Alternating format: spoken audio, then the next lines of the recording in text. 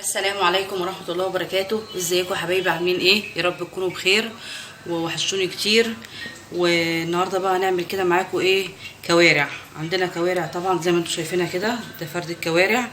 جاموسي طبعا، جاموسي تبقى حلوة. وغسلناها بالليمون وبالملح، شطفناها واهي، والتوابل بتاعتها نحط ربع معلقة جوز الطيب، فلفل اسود، نص معلقة سكر، قرفة عيدان، ورق لورا، بصلايه. ولازم الميه تكون مغليه وحلوه عشان الكوارع تطلع ايه؟ مسلوقه جميله. وتعالوا نشوف ايه في الحله هنعمل ازاي يا حبايبي. زي ما انتم شايفين الميه مغليه وحلوه. بصوا الميه مغليه ازاي. نحط الكوارع كده، الكوارع نضيفها ومغسوله جميله وحلوه زي ما انتم شايفين. بصوا طبعا بنتي بتصور الكوارع وهي ما بتحبش الكوارع، بنتي بتصورها وهي ما بتحبش الكوارع. بصوا الكوارع جميله ازاي. وهننزل عليها طبعا ايه؟ بالبهارات اللي احنا قلنا عليها كده زي ما انتم شايفين كده. هنغطيها وهنوريها لكم ايه لحظه بلحظه كده. حطينا الحله وحطينا معلقه سمنه وحطينا الثوم ونعمل الصلصه كده. شوفوا الصلصه بنعملها حمرا اصفر كده، مش عايزينها حمرا قوي. طبعا عندنا قوطه عصرنا في الثلاجه محصوره، طلعتها. طبعا القوطه الايام دي غاليه، بس احنا عندنا قوطه الحمد لله محصوره في الثلاجه وشايلاها طبعا وخزناها. قلنا ايه؟ نعمل بقى صلصه الفته كده. زي ما انتم شايفين كده يا بنات. طبعا بنات حبايبي اللي قالوا لي اعملي لنا الفته وكوارع من اولها لاخرها، انا بعملها لكم هم اللي هم طالبينها مني، وقلت اعملها لهم بقى. وصحابي طبعا وحبايبي واهلي كل حاجه ليا، ربنا يخليكم ليا يا رب، ما يحرمش منكم. وصاحبتي حبيبه قلبي ربنا يخليها لي يا رب، صاحبه عمري كله ربنا يخليها لي ويحفظها. اهي الطومه بتحمر كده، طبعا توم فريش، انا جايبه توم فريش جميل حلو في الكوارع والصلصه والحاجات دي. التوم الفريش طبعا ده بيبقى حلو جميل اهو. حطينا الثوم وحطينا الكزبره اصفرت، هنحط عليها القوطه هنطشها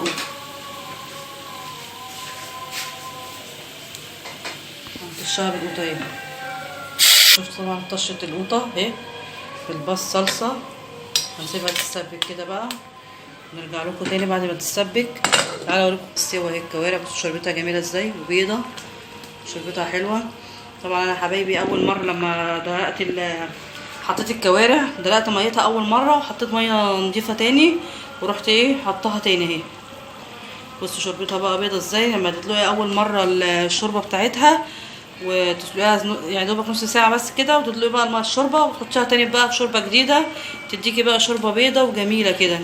وحطيت لها برده تاني جوز الطيب، وحطيت لها بصله، وحطيت لها فلفل اسود وورق لورا، وحطيت لها قرفه وكل حاجه حطيتها لها. بصوا بقى الشوربه بتاعتها بيضه ازاي وجميله ازاي. بعد ما نخلص هنوريكم احلى فته لاحلى حبايبي في الدنيا كده يا حبايبي. هنعمل دلوقتي الرز الابيض بتاع الفته. هنحط معلقه سمنه، نحط معلقه سمنه وهنحط حبه زيت عشان يبقى ايه رز جميل حلو كده مفلفل. حطينا السمنه وحطينا الزيت، سخنوا كده شويه. حبايبي يا بنات يا قطايفي الحلوين، عرايس الامامير الجداد اهم. احنا طبعا كلنا عارفين ان احنا بنعمل رز ابيض ازاي. وبعد كده هننزل بعد ما السمنه والزيت سخنوا ننزل بالرز.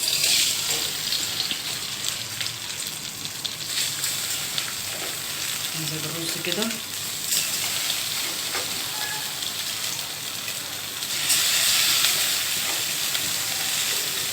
انا طبعا بحب اعمل الرز في الحله الالومنيا، يبقى رز طبعا جميل وحلو ما بيلزقش مني كده. نرص كل رز نحط عليه يعني نص معلقه ملح كده. كده فيها بقى رز كده حلو، هعملها لكم تبقى جميل وحلو. بصوا يعني بصوا سنة فلفل اسود، سنة بس سنة، متحطش كتير، سنة فلفل اسود يا بنات اهو. احطها كده واقلب معاكم ونشوف هنعمله ازاي كده. مسيبان بس هتدي سيستم حلو في الرز، جميل حلو قوي كده. هنقلبه كده نشوحه الاول، نشوح الرز كده بالسمنه والزيت والفلفل الاسود والملح كده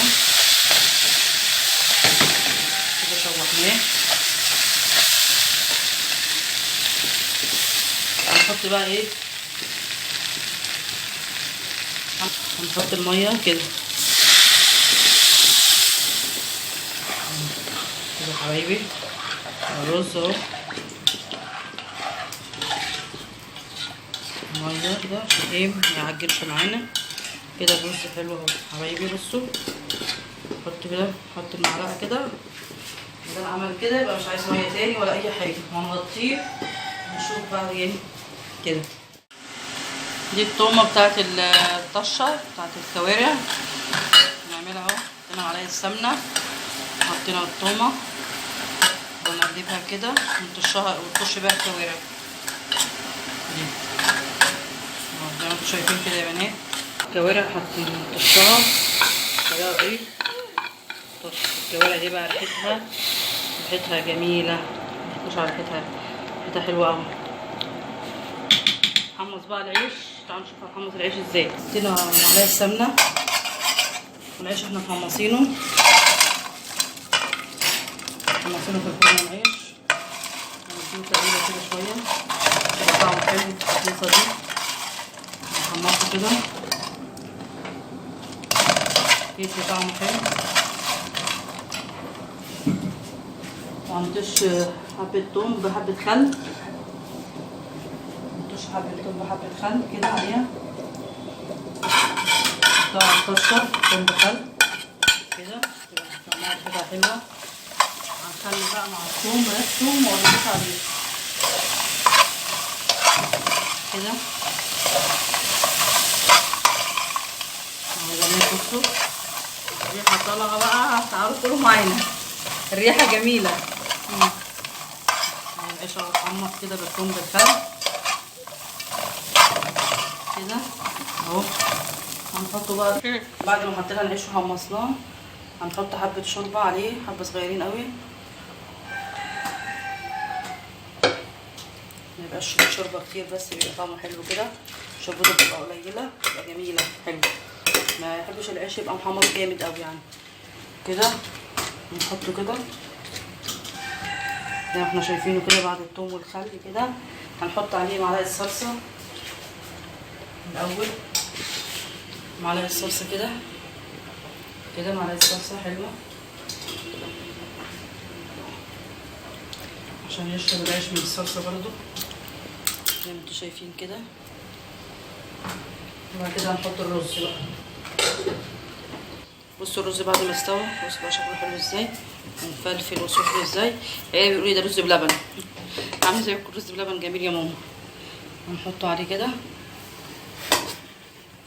بصوا زي ما احنا شايفين كده. نظبط الطبق كده ونرجع لكم تاني. ورجعت لكم بقى بعد ما غرفنا الرز وحطينا العيش وحطينا الصلصه وكل حاجه على بعض اهو، حطيناها على بعض بالشكل بالمنظر ده. طبق فته يعني يستاهل بقكم يا حبايبي. والكوارع اهو بعد ما استوت وحطينا لها الشوربه ورفناها في السرفيس اهو وعملناها، واحلى اكله. يا ريت تيجوا بقى كل واحد باسمه يتفضل معانا ان شاء الله. واحب اقول لكم كل عام وانتم بخير، كل سنه وانتم طيبين، والسلام عليكم ورحمه الله وبركاته. ما تنسوناش بقى في اللايك وكلمه حلوه، واللي ما اشتركش في القناه يشترك بقى في القناه عشان القناه تكبر بيكم ان شاء الله باذن الله. مع السلامه يا حبايبي، باي باي.